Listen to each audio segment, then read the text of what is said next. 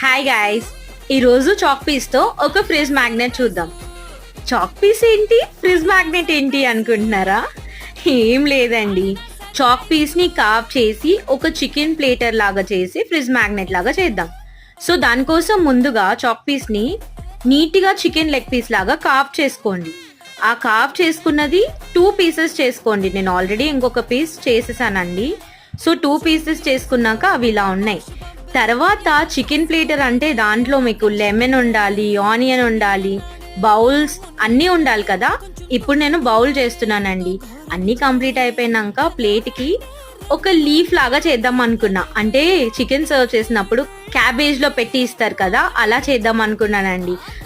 Please ఆ డ్రాయింగ్ని ignore చేసేసేయండి. ఫైనల్గా ఇది ఇలా వచ్చింది. ట్రాన్స్పరెంట్ ర్యాపర్తో కవర్ చేసినాక ఈ ప్లేట్ వెనకాల 2-in-1 టేప్ పెట్టి ఫ్రిడ్జ్కి స్టిక్ చేసుకోండి.